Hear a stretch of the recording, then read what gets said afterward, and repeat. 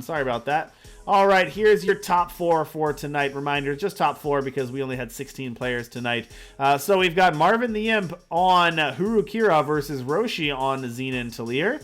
At the top of the bracket, that's the one we are going to be featuring. Then on the bottom of the bracket, we've got the Overmaster on Sling versus Old Rich on Skycrack Aggro. So we've sort of got the Skycrack Aggro versus Skycrack Control at the bottom. And then we've got sort of the two mid-range fun decks at the top. So we're going to be checking out Marvin the Imp versus Roshi.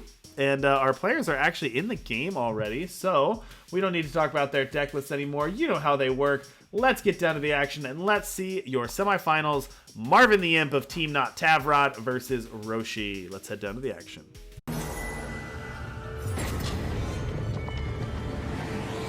Okay, so Marvin looking at an absolute stinker of a hand. No Primal Influence, a bunch of double Primal cards. This one is keepable, I think. Kuru Envoy with 2 Levitates and an Intrusion. So that's better than a 6. Wow, Marvin electing to take 6 gets Ikaria, Levitate, Smuggler, and 3 power. Not the worst 6, that's for sure. About as good as a 6 can be. But I'm not sure I would have sent back that second 7. All right, Roshi keeping a hand of 2 copies of Send an Agent, an Aurelian Merchant, and a Javan the Steelcrest. So pretty classic hand here. 2 copies of Send an Agent. Marvin holding off on that baby Ikaria. Look at that. Being very patient here. Really wants to protect the bubble shield. Yep. So saw the bubble shield. So decide, hey, I'm going to make her count. Here it comes. That Ikaria is going to come out with the protection of the bubble shield. Now, if you're in Roshi's seat, if you see that Ikaria slam down on turn 3, do you instantly think, okay, they've got a 1 power protection spell right off the bat? Well, make them have it, because 1 for 1, on the Ikaria is actually, pretty good. Right, you're not drawing like you would off of Kira or something else. You're not really going down in card advantage. Exactly. All right, Marvin gonna attack in first. That makes me think we're gonna get an onslaughted Smuggler here. Are we bolting the bird? We are bolting the bird. Yellow Hands, thank you so much for the raid. We really appreciate it, and thanks for playing tonight. It was great to see you, and we appreciate you being here at the tournament. Marketing the second Ikaria? Marketing the second Ikaria, keeping the 5th power to get that Bring to Justice, but bolting the bird indeed, taking down that Trailmaker. But not putting back the Levitate. I do not agree. I understand you want to top deck Kira or Hura Envoy, and then Roshi going to go for Nash out of the market. 1 power away from casting that Nash. Doesn't have anything for it right now. And then going to activate. Going to draw the Xenon Silex. So that'll come in depleted next turn, though, after the Silex nerf. Well, not depleted, because there's plenty of time influence, but it won't Trove. Won't Trove, yes. I'm sorry. Not depleted, but it will not Trove because it doesn't have the 3. There we go. So that is going to get able to get the Nash, and that's going to take care of that Ikaria. That seems pretty good. Nash, I'm always impressed by Nash. And the Javan attack. Crit. Spoke too soon. Yeah, critical. I think I know what you were saying there. It put it out of Huntress range because it put it to 7 health. But how about a Dovit off the top? How about a Dovit off the top grabbing a Huntress off the top? Didn't even need to use the Huntress in hand.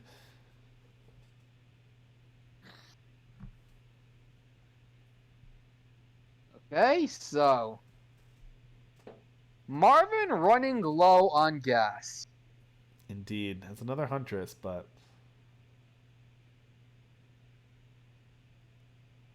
all right, Twin Spitling, and that's going to spit out an 8-8. Yeah, it turns out 8-8's pretty big.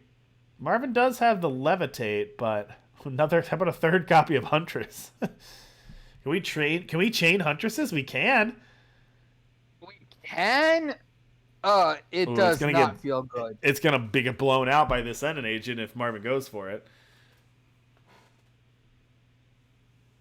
Oh gosh, yeah, that's true. If we go for this is gonna be a huge blowout because Roshi is gonna take out the middle of the chain, and 2-for-1 Marvin. And worst part about it is that's your interaction. Oof.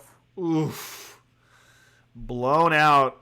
I guess Roshi's out of cards, so that's something. But unfortunately for Marvin, Roshi has the board advantage. Oh, and also has the Javon. Don't even forget about just Javon's activated ability, just spitting out units from the top of the deck. Right. Yeah, pretty good. Here, how's 10 to the dome? Yeah, and that's how you know you're in good position when you can just be attacking against the Kira deck and say, yeah, I'm just going to 10 you. Silverblade Intrusion is pretty good, but it's not going to be enough. And yeah, Marvin's going to toss it in, throw in the towel, and Roshi's going to win that one. Let's take another look at Roshi's Xenon Talir deck. Get that one pulled up for everyone. Pretty cool. This deck's been pretty sweet. I mean, Roshi always brings fun brews to these tournaments, but I kind of like this one. I really like how impressive. I feel like he's really like optimized Javon here. Yeah, I absolutely agreed. You know, cap your costs at 4, and then hey, you know, this 3-3 for 3. You know, suddenly if considering everyone in Throne suddenly doesn't like to run interaction anymore, you can spit out a bunch of free cards off your 3-drop. All right, Roshi looking at a hand of 2-power Initiate, Trailmaker, Twilight Hunt, Sending Agent, Kanya. Only 2 power, but lots going on there. Gonna go ahead and keep that one. Yep.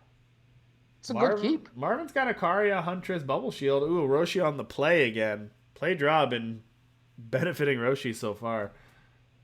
Definitely. Ooh, how about this Justice sketch? So this is sort of a new tech, right, in the last couple months, but one of the new Amplify ones. Pretty nice that you get to pull this power off of a Dovid, because a Janitor Dovid draws Amplify cards, so now you can get power off of Dovid. And the Research Lab doesn't come up that often, but it's, you know, essentially free, so not a bad thing to add to the deck. Right. So I wonder why Marvin didn't go for the Justice symbol first.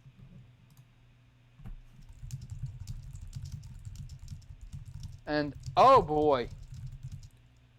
Oh no. Kanya with the killer immediately.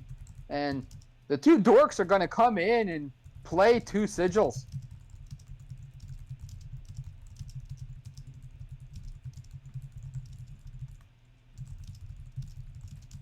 So now Time Deck's doing what Time Decks do best, which is completely overpower the opponent with their absolutely vicious ramp. But hey, you know, Marvin's actually going to answer back with, you know, the Hojin Renown. Yeah, that worked out pretty well. Although Roshi still has a very early and wide board for Marvin to get through. Oh, that's for sure. You know, Hurukira just not particularly great at dealing with early ramp dorks. Their interaction only starts on turn 3. Right. With the Enforcer and the Huntress. So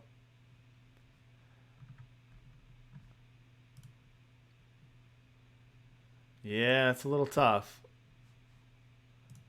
And this is tough because, I mean, Marvin, I feel like this wasn't a bad hand for Marvin. Just being on the draw and then just Roshi going a little bit bigger and now already getting a Grodov's Burden out. It just feels like Roshi's been able to do more than Marvin has this whole game. Well, sure, you let a Time Deck Goldfish with the ramp dorks. If you answer the early ramp dorks from a Time Deck, you know, you're getting what's coming. That is true. All right, Valkyrie Enforcer. Yeah, but now they all have Exalted, so that just makes this super awkward.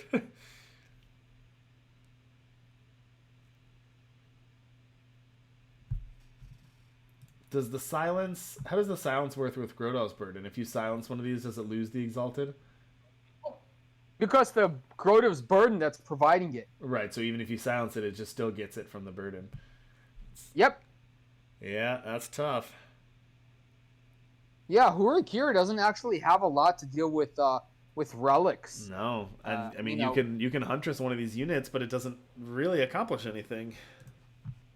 I mean, it does reduce maximum power.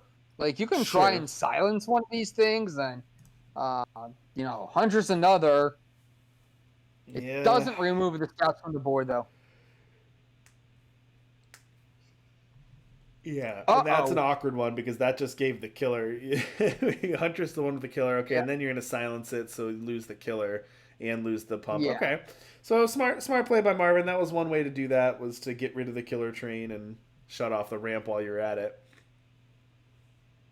But I don't know, things not looking good for Marvin. It's just been a really good draw for Roshi. Yep. I mean, I'd like to say that Marvin...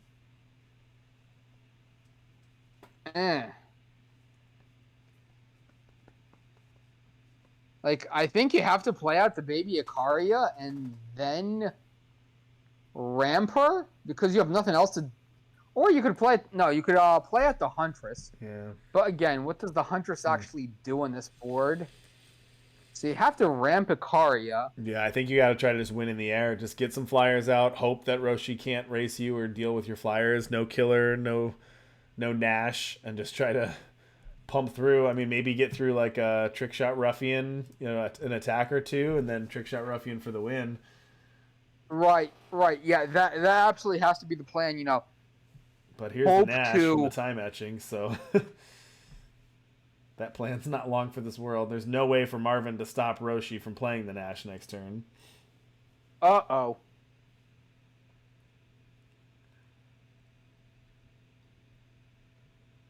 Yeah, Nash is absolutely brutal coming out of the markets of these time decks. Like, so often, the way to beat these time decks in the past was remove the Sandstorm Titan, kill them in the air. Yeah. And now this is, hi, if you have 2 flyers on the board and I play Nash, you basically lose the game. Honestly, I mean, Marvin's down to 9. I don't think that racing plan would have even worked. I mean, look at Roshi's board. Even if Roshi didn't have Nash, it's not like Marvin was going to be able to race this. No, Grota's burden is just kind of brutal when the game's about attacking and blocking. You just can't get rid of your opponent's cards, and Marvin's going to throw it in, and Roshi takes it 2-0.